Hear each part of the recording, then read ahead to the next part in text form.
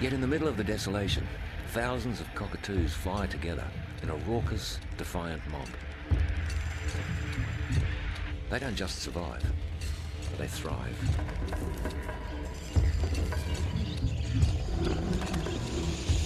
Stretching across the continent, from the heat of the desert interior to gum tree country and snow-covered mountains.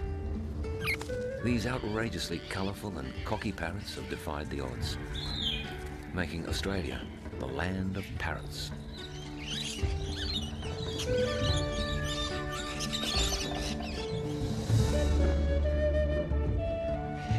Before Australia had deserts, rainforests covered the continent.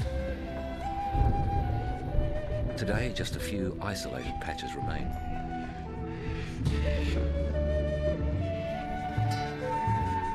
These lush pockets survive thanks to the tropical monsoons that sweep along the far north coast, bringing torrential rain.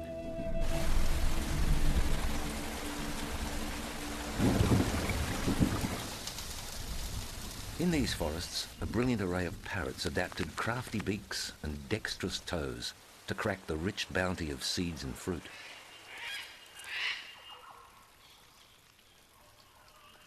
The tiniest of all, the fig parrot, gorges on fruit bigger than its head. The general rule for the blokes here is to be as colourful as needs be to attract a mate, without becoming a neon lure to predators. The king parrot is brash, while the green feathers of the red-cheeked parrot blend into the foliage. He relies on his sexy red head and bright beady eyes to get the girls.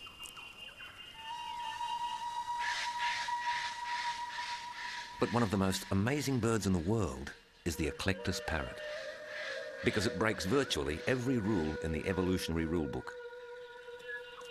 The male is green, and the female, red.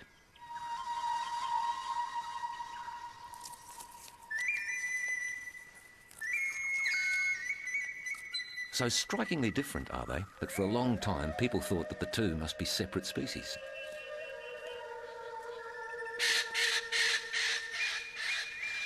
Scientist Rob Heinsohn set out to discover the secrets of this rare creature. Eclectus parrots are the pinnacle of parrot evolution. Their coloration has gone into uncharted waters. They are so different, and I just needed to know why. Okay. Well, I've disturbed them now, but I had to do that just to see if they were occupying the hollows. And one did indeed come out of one of the hollows, so it's a very good sign at this stage. And it does mean that it's worth putting a line up and climbing the tree and having a closer look. But there was just one problem.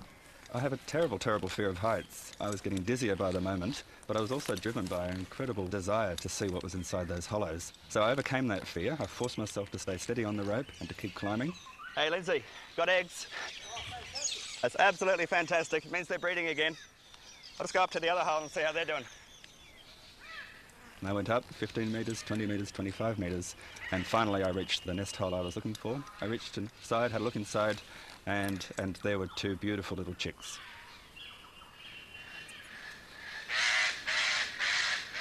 Yep, we've got chicks in here. Oh, they're beautiful too. For the last 8 years, Rob has studied the female and all her chicks that live in this hollow. He measures and marks each one and monitors their growth.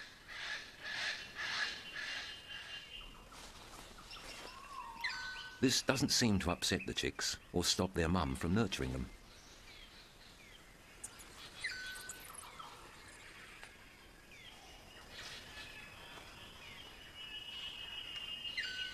Our number one female, a star performer. She's just done what she typically does. She just produces healthy little guys like this. They get a very good start for their long life in the rainforest.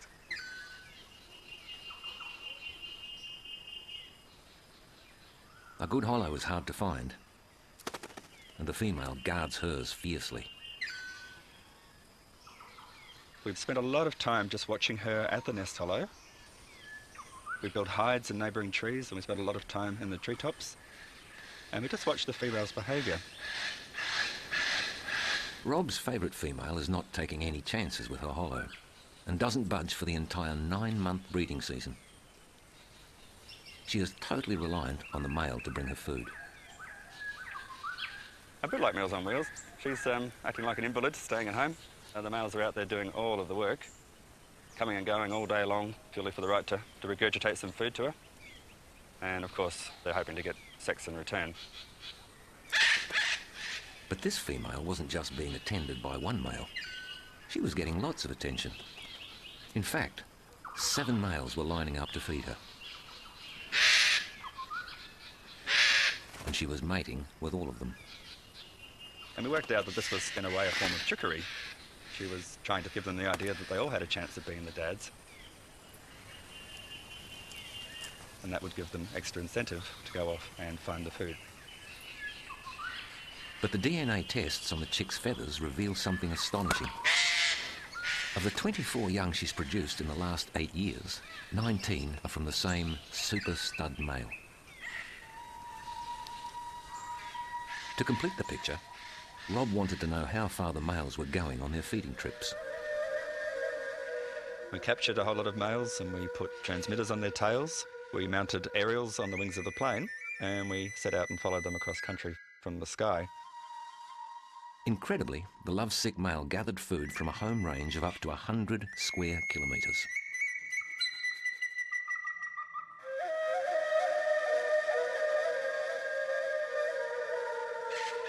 It also turned out that he was attending more than one female, and some of them had 3 or 4 different females that they were visiting and feeding and indeed mating with. So by following them around the landscape, we actually caught them out playing a little mating game of their own. After visiting their girlfriends, the males fly back to Rob's favourite female. Males often come back to the nest tree at the same time, and when that happens there's a lot of argy-bargy.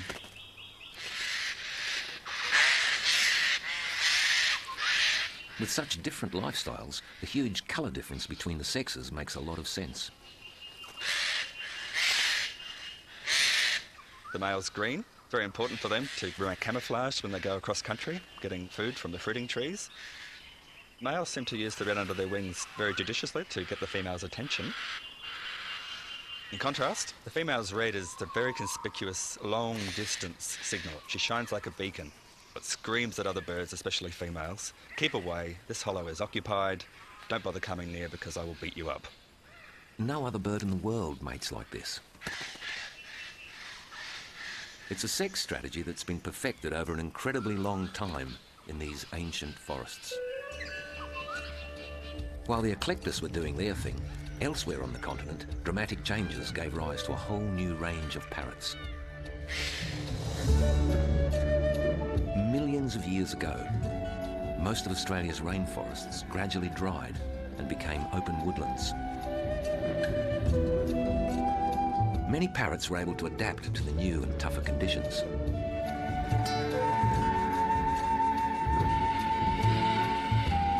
To survive on the desert edge, red-tailed black cockatoos stick to the few tree-lined watercourses.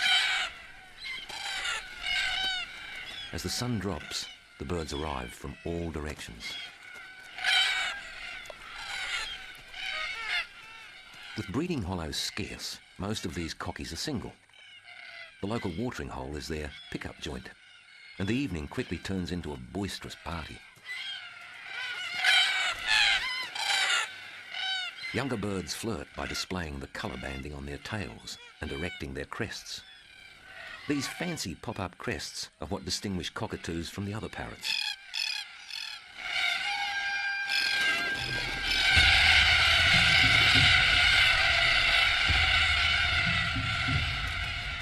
These opportunistic cockies thrived and spread out as the continent dried. During the last ice age, winds lashed the land and heaped sand into vast dunes.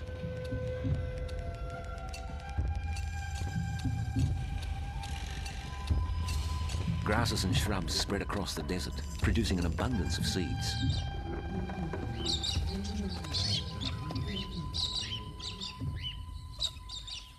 The galahs were quick to take advantage of the new foods.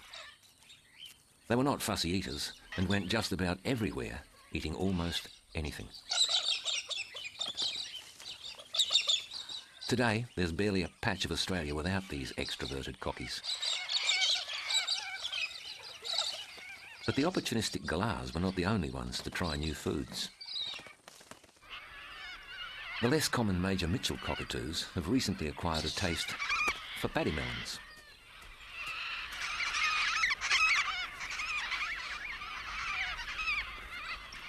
These inquisitive birds have little trouble working out some fancy footwork to break into the fruit.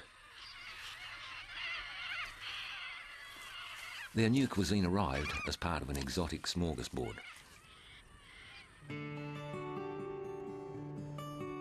150 years ago, cattlemen pushed their way to the desert centre.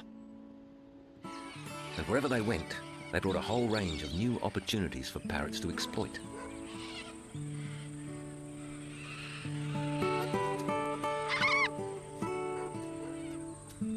Paddy melons were introduced to feed the camels of the Afghan traders as they travelled the outback supplying the isolated properties. It was a tough life for the early pioneers, and frequent droughts made it hard to make a living. Adding to the farmers' woes, the cockatoos soon worked out that where there was stock,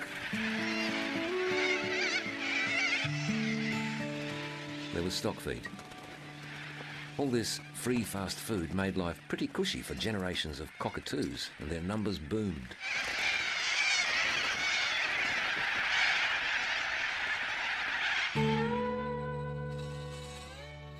And the good times kept on rolling for the cockatoos and parrots when the settlers found underground water and pumped it to the surface.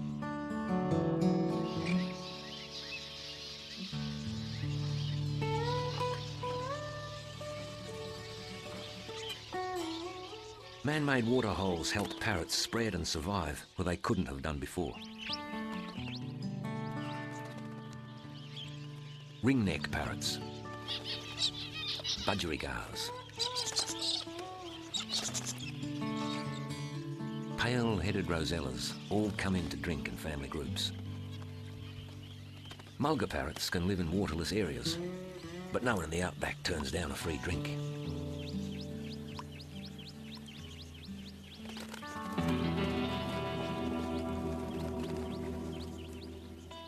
Rain rarely falls in the Australian deserts. Droughts can last for over a decade.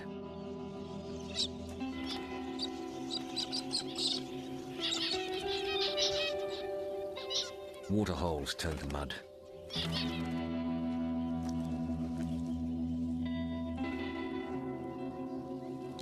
Leaving a freshwater crayfish exposed and an easy target.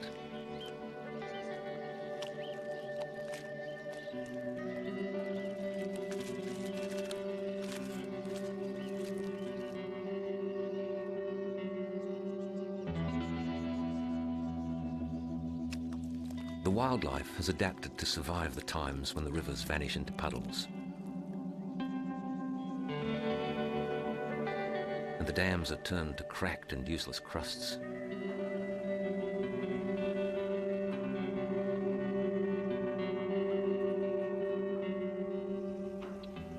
The air crackles in the heat. Crops are wiped from the earth.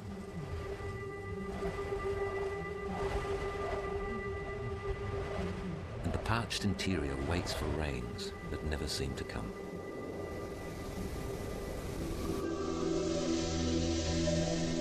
The first sign that the drought might break can be a warming of the western Pacific Ocean. Cyclones form by sucking up heat and moisture from the sea as they power in towards the coast.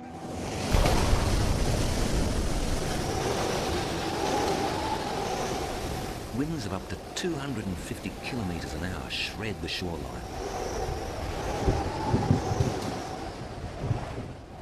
As the cyclone heads inland, it weakens and turns into a huge rain depression.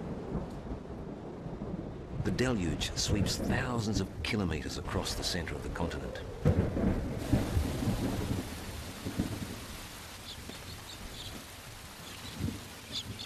And cockatiels celebrate with a rain dance. Within hours, every riverbed fills with life-giving water.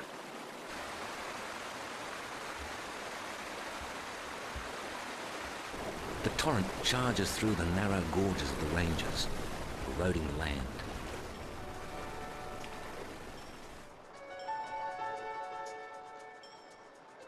Ribbons of nourishment snake across the continent towards the parched centre.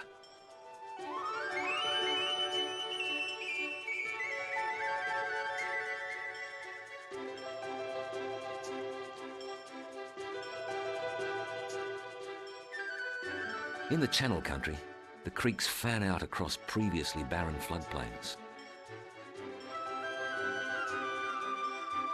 And for a brief time, the desert is given the kiss of life.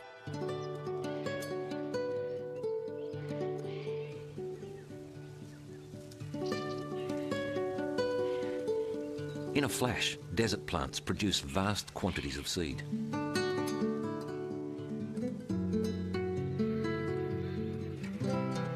Somehow, water birds sense the transformation and travel vast distances.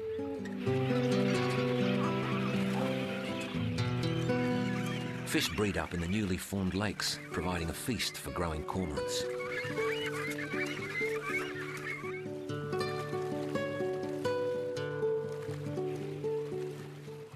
Brolgas arrive in search of the roots of sedges.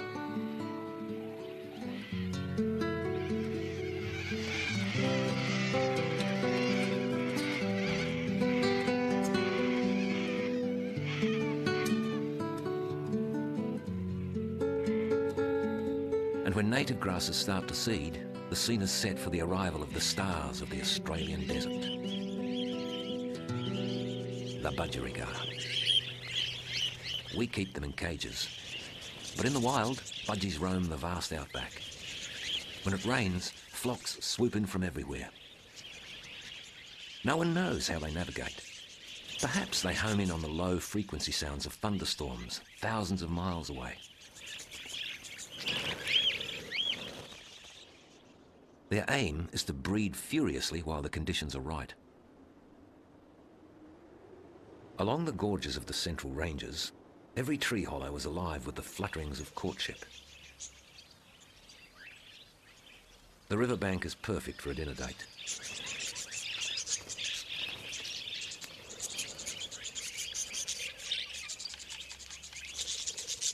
In the budgie mating game, you need to be camouflaged while feeding on the ground, but still spunky enough to impress a potential mate. And the way budgies see each other's feathers is different to the way we see them.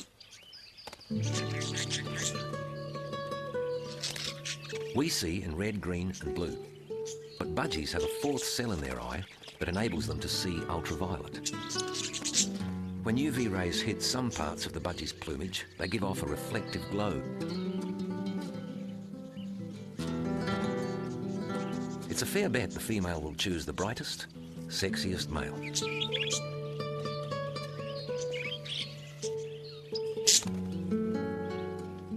Especially if he can fight too.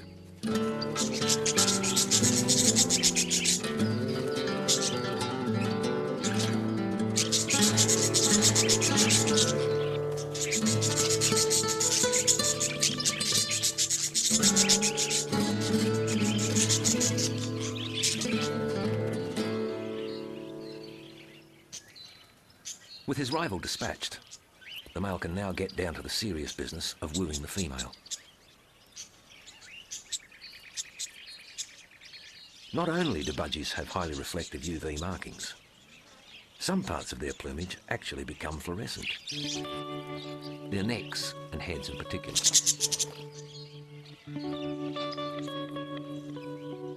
The feathers don't lie. To make sexy feathers, the male must be healthy and parasite-free. These markings announce, my genes are great, choose me.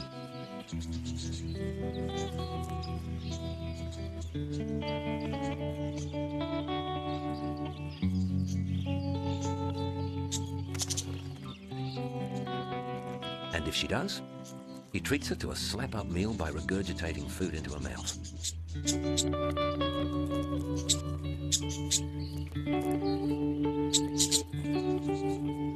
Over a few days, she'll lay about 6 eggs that will hatch in just a couple of weeks.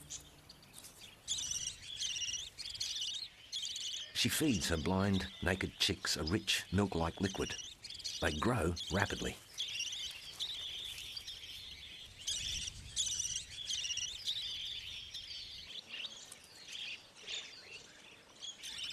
Within 12 days, their wing feathers come through.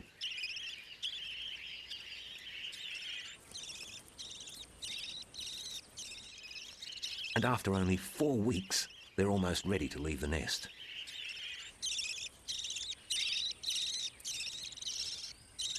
Incredibly, these chicks will be ready to breed in just 60 days after hatching.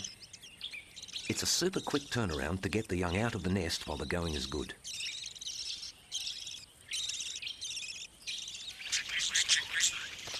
But it could all be over in an instant.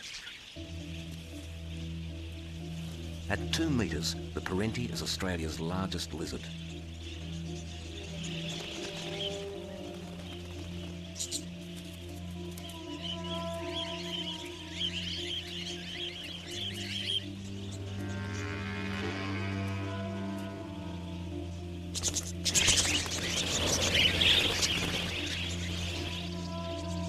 A tireless predator, it covers great distances in search of food.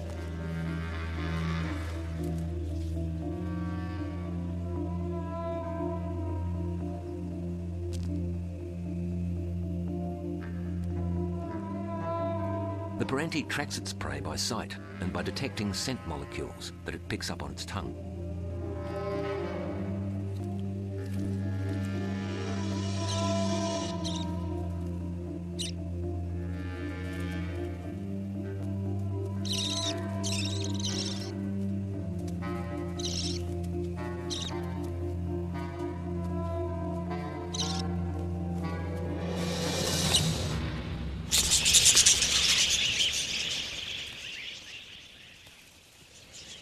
In the air, they're not nearly so vulnerable.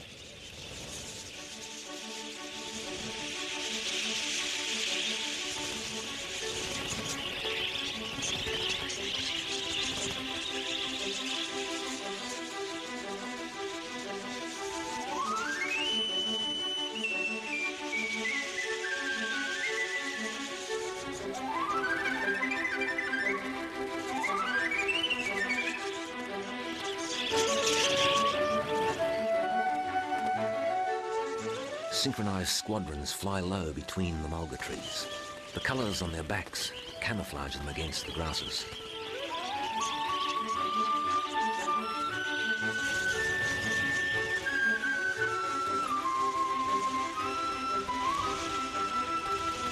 Where the budgies go, the birds of prey follow.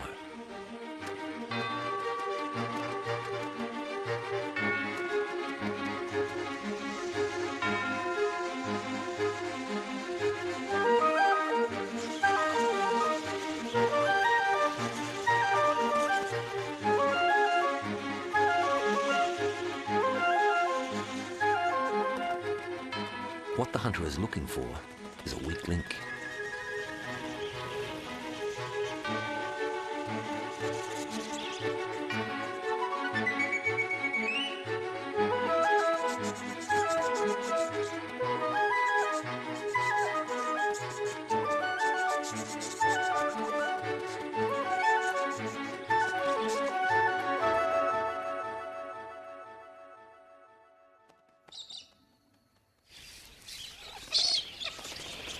But it's not always life and death for Australia's parrots.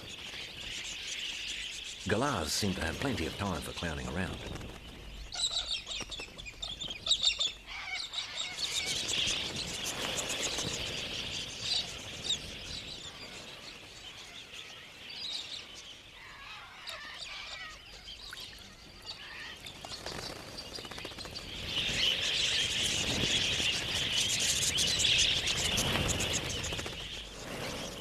In some years, budgies breed up into such numbers that they become, for a time, Australia's most numerous parrot.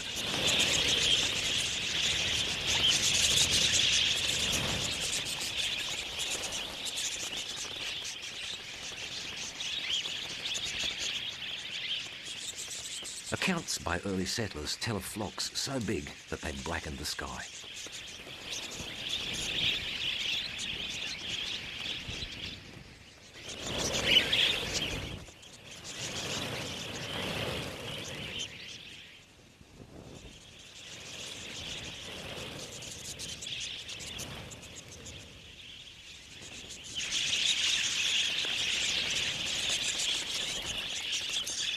But the good times can only last for so long.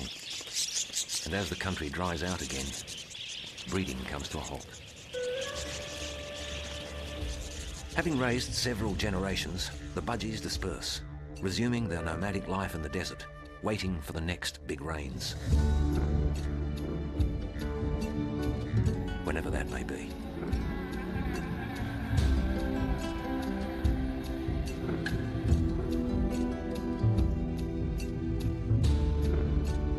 In contrast to the unpredictable droughts of the interior, the seasons along the southern edge of Australia are far more regular.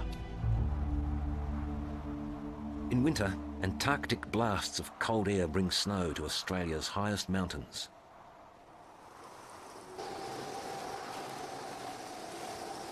Wombats can forage in any weather. But it's not great weather for parrots.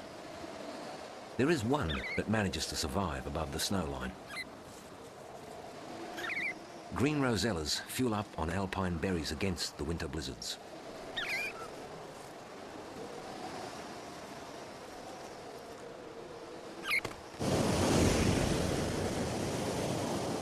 Down at sea level, the cold fronts bring gale-force winds. Great for surfers, treacherous for almost anything else. If you're a rock parrot, you must learn to like your plants heavily salted.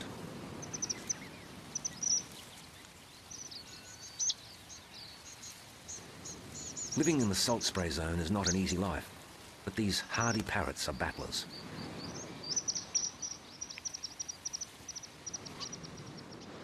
Things get a little easier in the nearby coastal heath. This environment is richer, attracting gang-gang cockatoos. Like most cockatoos, gang-gangs are left-footed, gripping onto their wind-blown perch with their right leg while holding the seed pod with their left.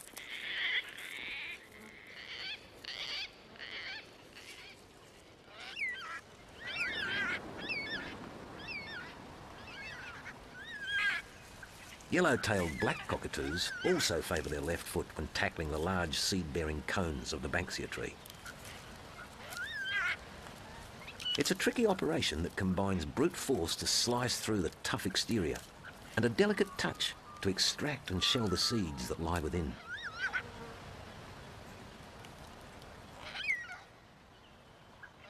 But the very plants that these parrots need to survive must be burnt in order to regenerate. All this takes is a thunderstorm.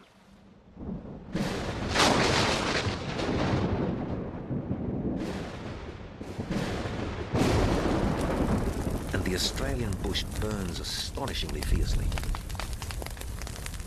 Banksia fruits need intense heat to release their seeds. Harkia cones split. Gum nuts drop to the forest floor.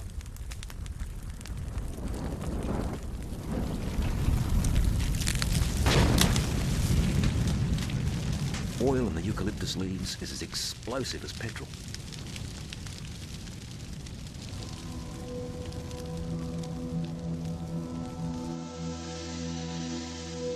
No other continent burns so dramatically as Australia.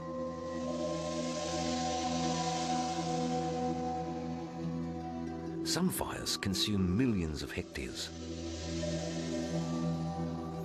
But within hours, currawongs are poking through the ashes. And crimson rosellas that survive the inferno are feasting on roasted eucalypt seeds.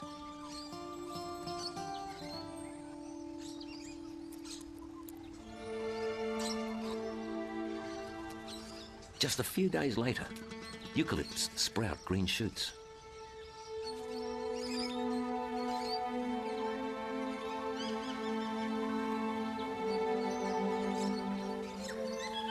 Within a few years, the forests recover.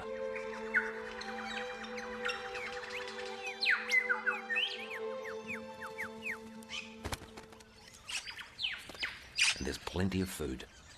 So it's time for crimson rosellas to start breeding again. With their bright plumage, parrots seem to be screaming out to potential predators, "Free food, come and get it." But whether you're a budgie, an eclectus, a rosella, or just about any other parrot, you have to take colourful risks in the mating game.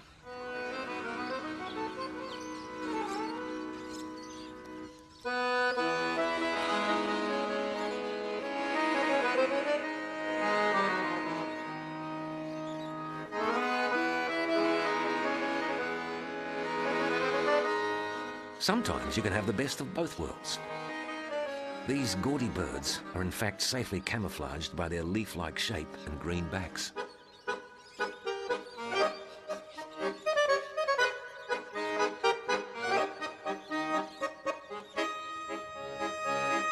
Although they haven't quite mastered a disguise for the Australian suburbs. Ever since Australians started planting native trees in their cities, food is laid on. And parrots happily accept the invitation.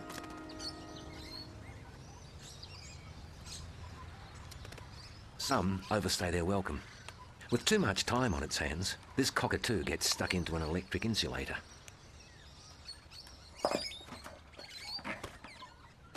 While the maniacal Corella will attack everything in its path, even bitumen road. And then the neighbour's lawn. But such destructiveness is minor compared with what they do to farmers. And the cockatoos love the modern cropping practices.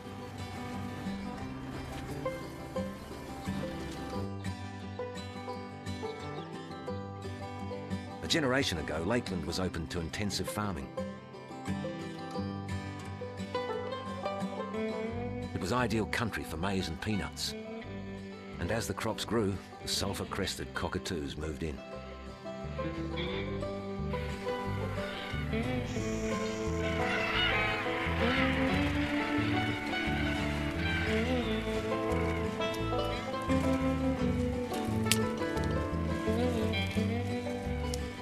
In just a week, the birds can inflict tens of thousands of dollars damage to the maize of farmer Darren Hoskins.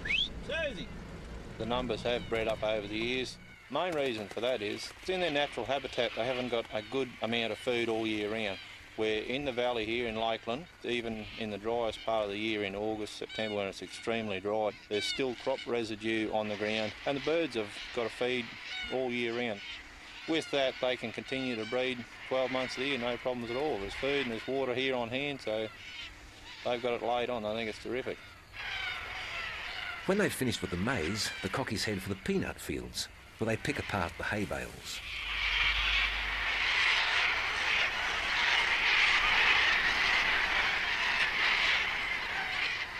Red-tailed black cockatoos join in the fun.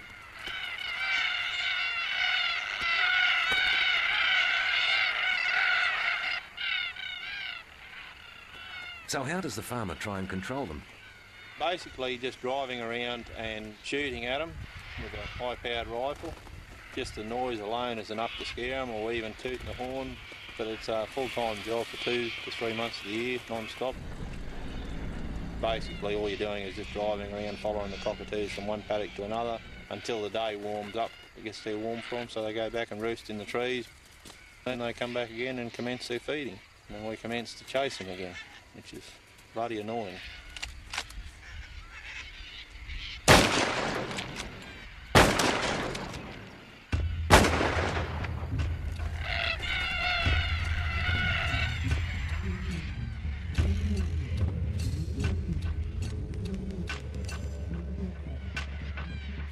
Further south, in the wheat country, it's a different cockatoo, but it's the same story. In small doses, little Corellas are a delightful and entertaining bird.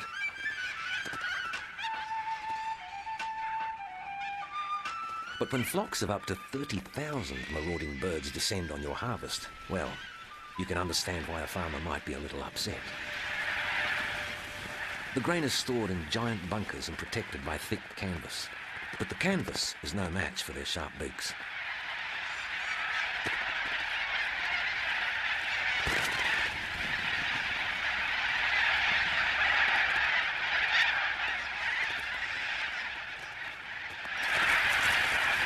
And having feasted on the main course, it's off to the nearest vineyard for a spot of dessert.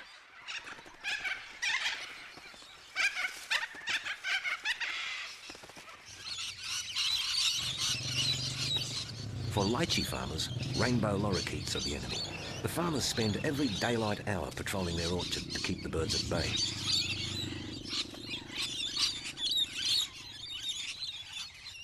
Like children with cupcakes, they take a bite from each one, spoiling them for everybody else.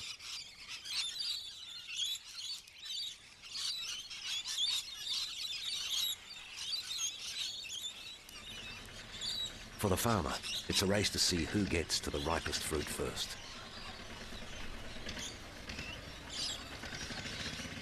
And the birds are winning. But not all farmers were at war with parrots. A Queensland cattle station has become an unlikely refuge for a rare turquoise beauty, the golden-shouldered parrot.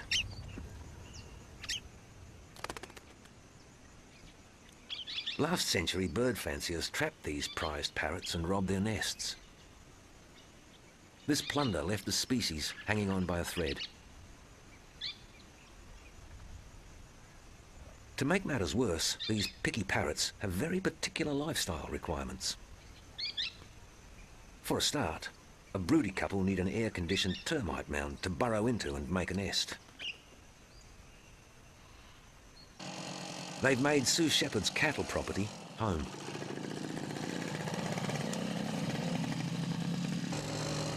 And every breeding season for 30 years, she's been riding hundreds of kilometres, checking every mound for chicks.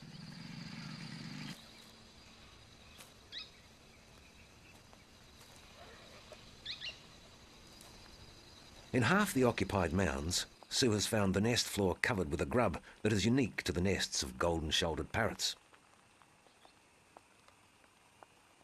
The grub belongs to a moth that synchronises the hatching of her babies with that of the chicks.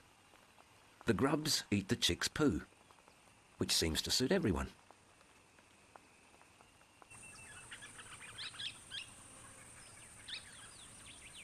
Meanwhile, the chicks' parents go looking for food together. When they return, Dad flies to the mound to check that all is safe.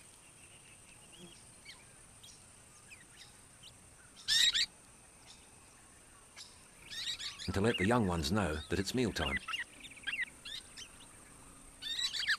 He stands guard while the female comes down to feed the chicks.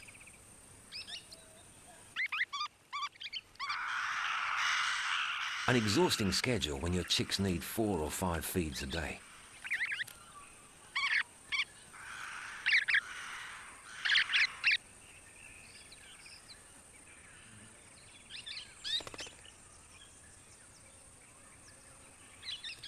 Dad's job is to coax the 5-week-old chicks out of their cosy nest and into the big, bad world.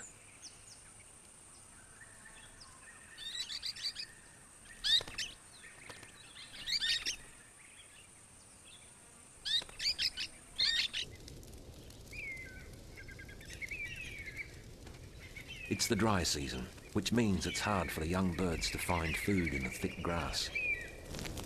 So Sue helps nature along, burning the bush and exposing the next meal.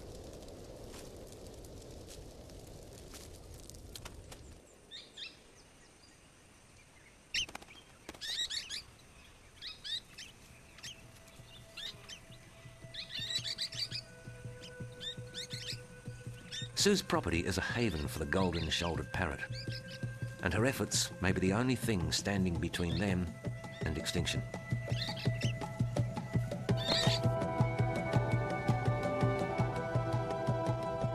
Even further north, in the remote woodlands of Cape York Peninsula, there's a parrot that's intrigued scientists for a century.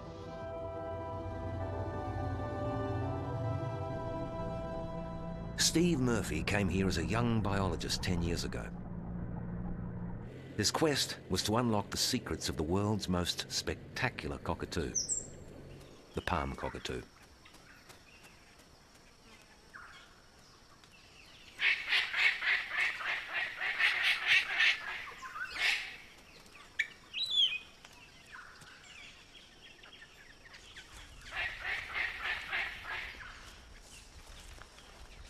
Few people have ever seen this bird. Look here he comes.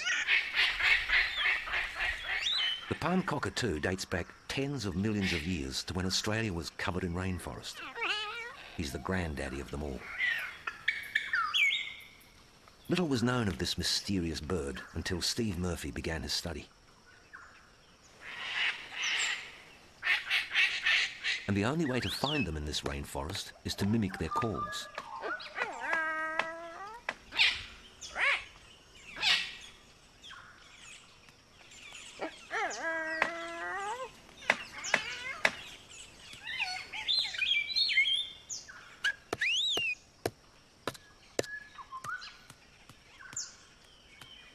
They've got a huge repertoire of calls that they use in display.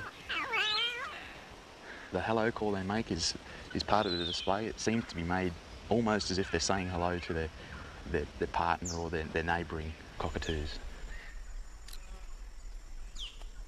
Unlike other cockatoos, palm cockatoos don't live in flocks. They pair up with a mate and seem to stick with them for life. And they can live for up to 90 years. One cockatoo in captivity had her first chick at 54.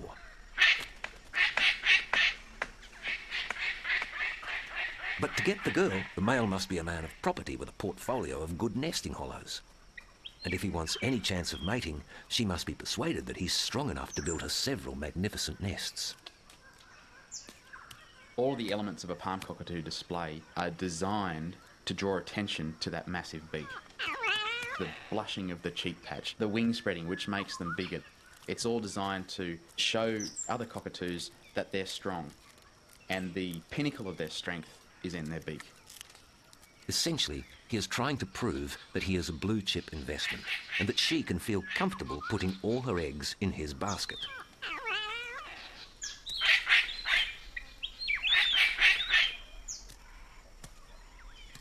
They join up every morning and afternoon at these nest hollows. And they catch up on the day's events, and it really does sound like you're listening to an old married couple sometimes.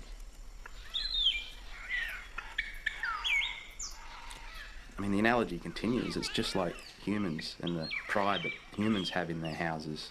Palm cockatoos are exactly the same. But the most amazing display of all is when males bring back to the nest a small stick and they actually drum on the side of the nest. Maybe it's because palm cockatoos live so long that they have time to learn so much. But it's a rare thing anywhere in the animal world to see a tool being used quite this deliberately. I think it's very likely that the female watches these drumming displays and can tell something about either the male or the nest tree at which he's performing. You know, there's something that she's picking up in the way that the drumming sound resonates inside the hollow. We don't really know, but I mean, she watches very intently. The choosy males will try 2 or 3 different drumsticks before they settle on one that they really like.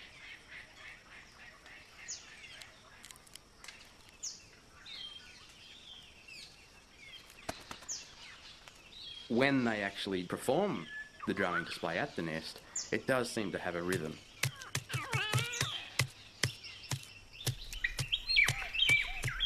But when he's finished with it, he'll often sit at the edge of the hollow and splinter up the stick and add it to the nesting platform that's inside the hollow.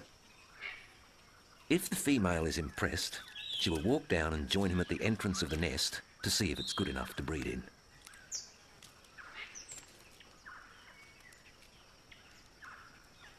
With the hollow approved, They can fly off to have a morning snack.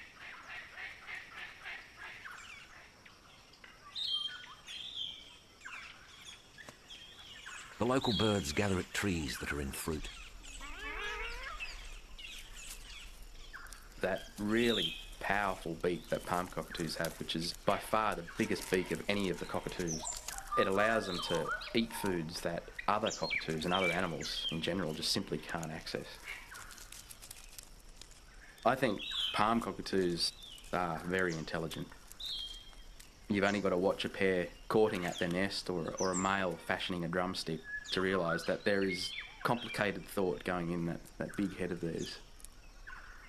Of course, these regal palm cockatoos are not the only clever ones. All parrots are smart. Whereas most birds only learn when they're young, parrots continue through long lives to accumulate knowledge and pass it on to their mob. Combine this brain power with their crafty beaks and agile toes, and it's almost as though parrots were pre-adapted for this changing continent. From the drying of the land to the arrival of Europeans, these brightest of birds have thrived, making Australia the land of parrots.